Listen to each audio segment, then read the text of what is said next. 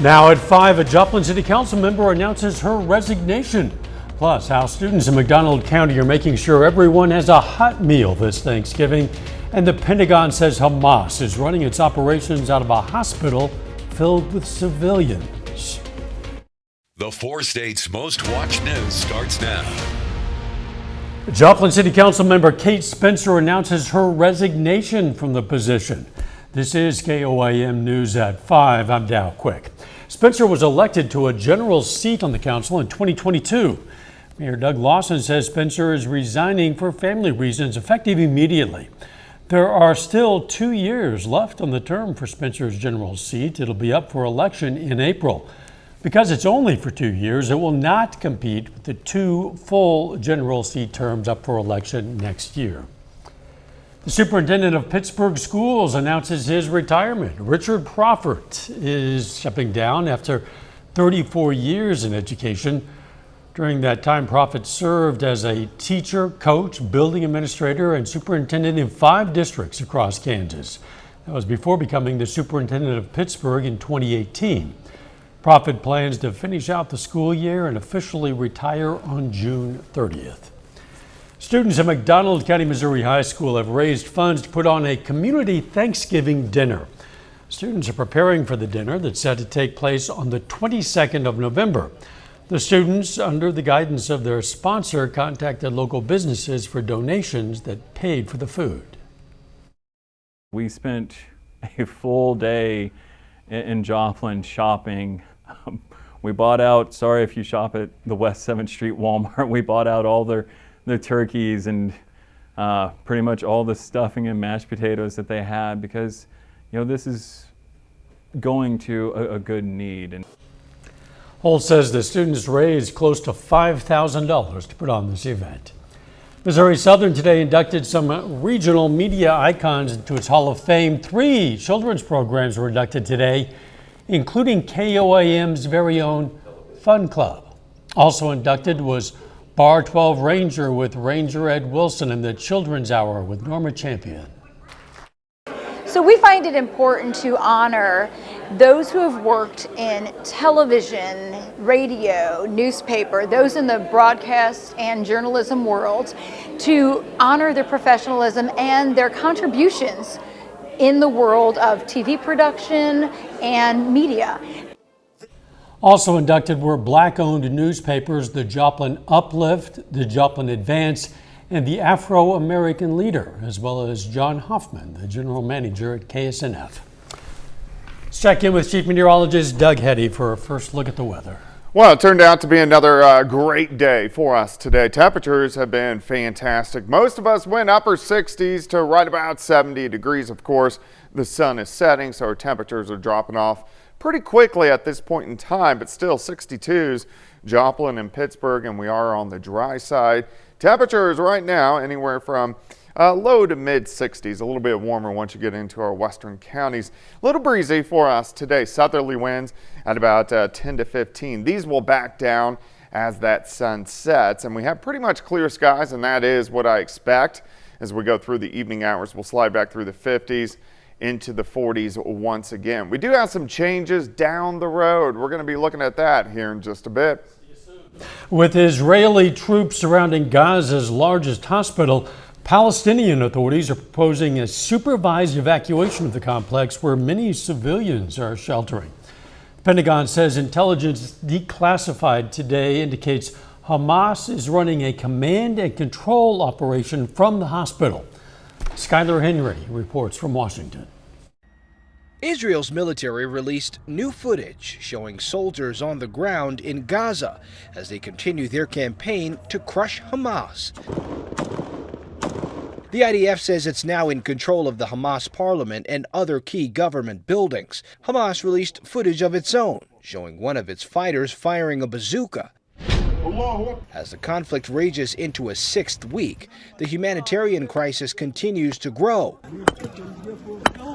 Palestinians used hammers and their bare hands to find survivors at this site of this refugee camp, hit by an Israeli airstrike late Monday. Fighting is also intensifying around Gaza's Al-Shifa hospital. Israel claims Hamas is using the medical center as a command post, but Hamas denies the accusation. Hamas and PIJ members operate a command and control node from Al-Shifa Hospital in Gaza City. They have weapons stored there. Gaza's Hamas-run health ministry says at least 40 patients, including 3 babies, have died since emergency generators there ran out of fuel Saturday. Israel's military says it's trying to deliver incubators to potentially move babies to safer locations. Our war is against Hamas, not against the people in Gaza, especially not the sick. Israel's Prime Minister Benjamin Netanyahu says he's working relentlessly for the release of the hostages being held. And President Biden had this message for their families. Hang in there, we're coming. Hamas says it's ready to release up to 70 women and children hostages in exchange for a 5-day ceasefire. Skyler Henry, CBS News, Washington. The Hamas-run Gaza Health Ministry says more than 11,000 Palestinians have died in the conflict. At least 1,200 Israelis have died. Tens of thousands of people descended on the National Mall in Washington for the March for Israel against anti-Semitism. Speakers included lawmakers and family members of the hostages still being held in Gaza.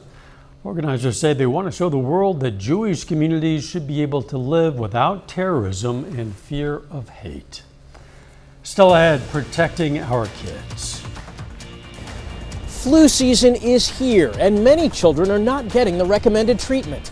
I'm Michael George with the findings of a new study.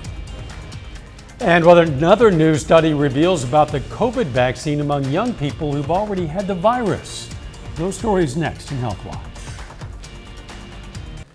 Topping today's Health Watch, a resurgence of symptoms after taking the COVID antiviral drug Paxlovid appears to be much more common than originally expected. A new study at Mass General Brigham finds 1 in 5 patients who takes the drug experience Paxlovid rebound, which means after recovering and having a negative test, they experience rebound COVID and could be contagious for longer. Researchers stress that Paxlovid is still an important and effective way to reduce death and hospitalizations from COVID. A new study reinforces the effectiveness of getting vaccinated even if you've had COVID. The CDC looked at 17,000 students between the ages of 12 and 19 in Utah and found those who were both vaccinated and had recovered from a prior infection were better protected from reinfection than those who only had one or the other. Researchers point out more research is needed on the impact of additional COVID boosters in children and adolescents. Flu season is here, and we know the virus can make people of all ages very sick, including children. New research shows despite recommendations, many children at high risk for flu complications are not receiving treatment. Michael George has more. Antiviral treatments can make the flu less severe in children, but new research in the journal Pediatrics shows less than 2/3 with a flu diagnosis receive the medication. I think it's important for parents to be aware that these antivirals exist, that they're safe and that they're effective, and that they may be helpful for their children. Study author Dr. James Antone with Vanderbilt University Medical Center says when taken within 2 days, antivirals can shorten the duration of symptoms by about a day. Oseltamivir, or Tamiflu, is approved for children under 5 and is also recommended for all age groups. National guidelines say all children under 2 should get an antiviral, but the findings show just 37% are prescribed the treatment. We know that these antivirals can prevent hospitalizations and complications in this very vulnerable age group. We know that children less than 2 have poor influenza outcomes compared to older children and adults. Flu activity remains low nationally, but is picking up. Doctors say antivirals can also help prevent transmission. There can be some side effects. For the most commonly prescribed antiviral, oseltamivir, it can cause a little bit more vomiting than children who don't have it. And there's a warning on the label for neuropsychiatric events. These events are very uncommon. It seems that both providers and parents seem to think they work less well than they actually do and have more side effects than they actually do. Dr. Antone encourages parents to have a conversation with their pediatrician. Michael George, CBS News. Children with obesity and asthma are at a high risk for flu complications and are recommended to receive antivirals. And that is a look at today's health news. A little bit later, what a new national climate assessment shows about changes to natural disasters. Plus, we're seeing great temperatures now, but how long are these going to stick around? We're going to look at that coming up.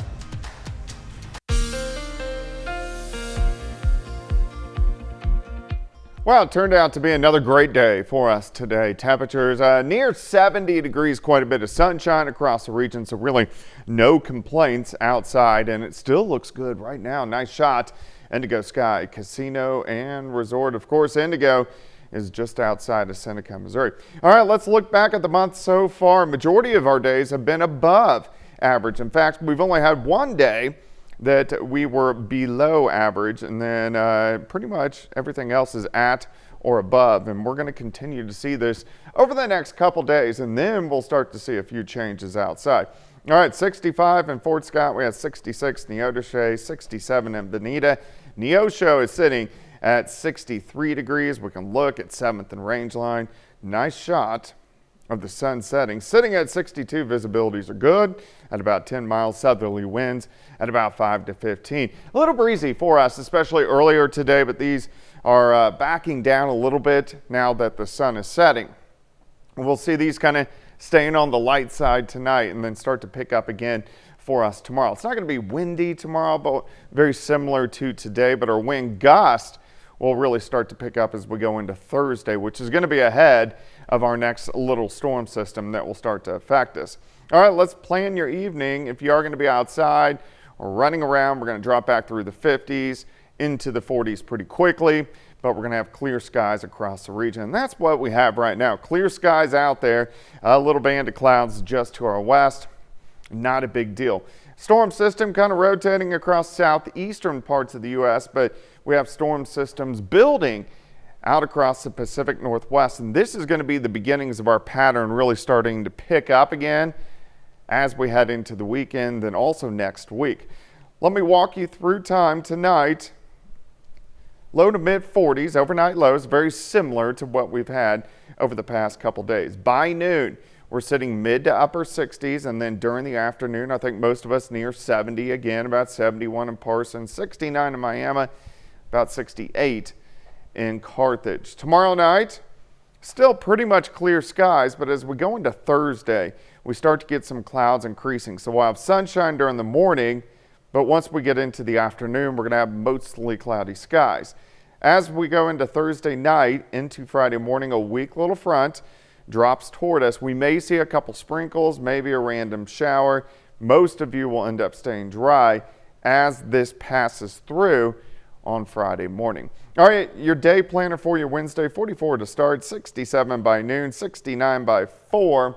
High temperature tomorrow, right around 70 degrees. And then as we head into the weekend, it is going to be cooler, so highs only near upper 50s on Friday.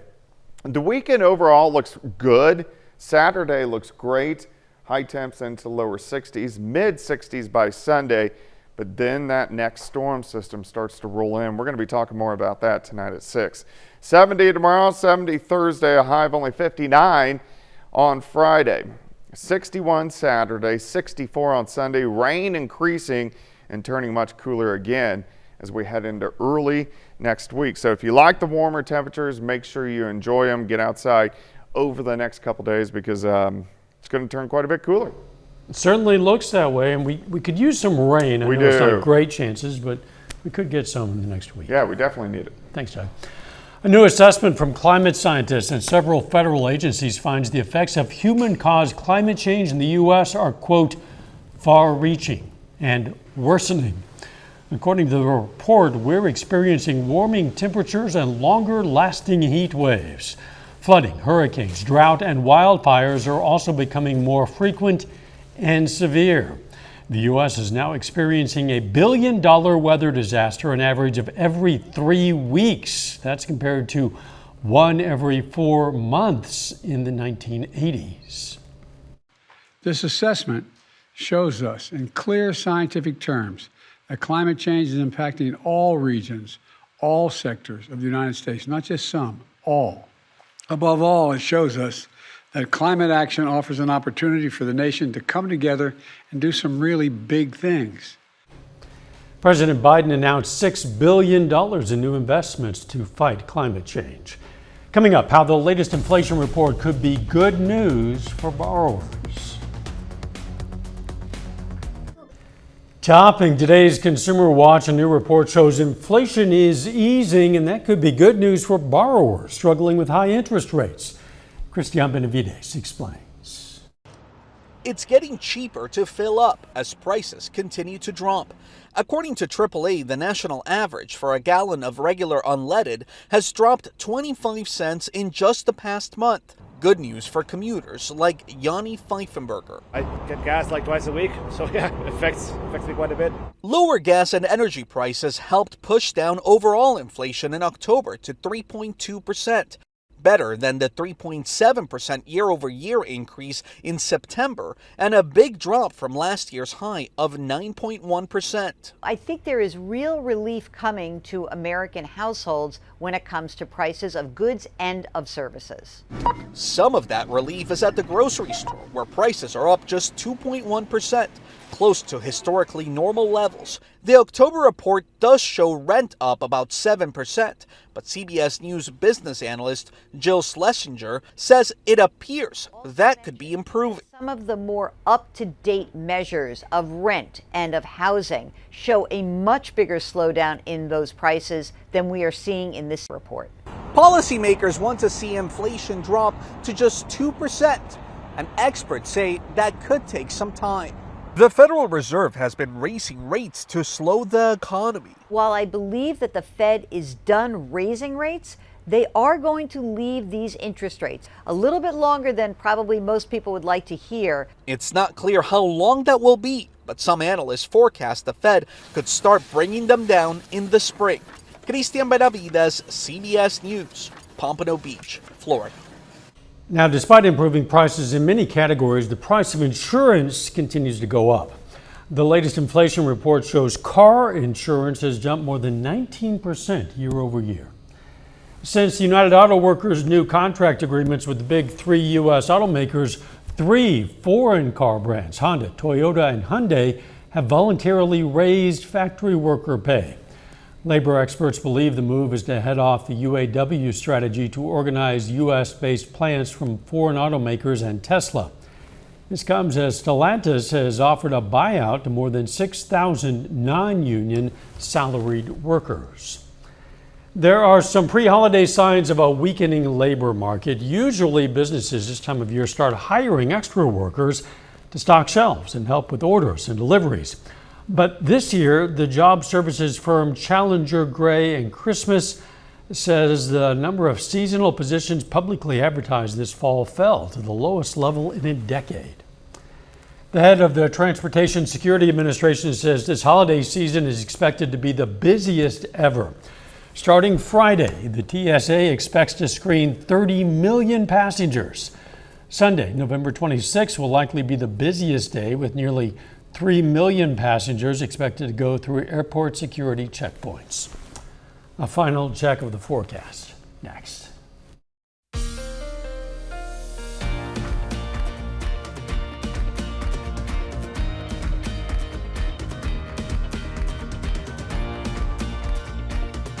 Up next on the CBS Evening News, an exclusive interview with West Virginia Senator Joe Manchin. Then on KOAM News at 6, why the Missouri State Treasurer met with the Joplin Chamber of Commerce. Plus, we're going to have more on how McDonald County students are preparing for a community Thanksgiving dinner. And the MIAA announces its Football All-Conference Awards. We're going to see which Gorillas and Lions made the cut. Stay with us for the CBS Evening News and then KOAM News at 6. Doug, it's pretty nice weather out there and will be for a while. Yeah, it looks pretty good. We'll drop back into lower 40s again for us tonight, but 70 again tomorrow, 70 on Thursday.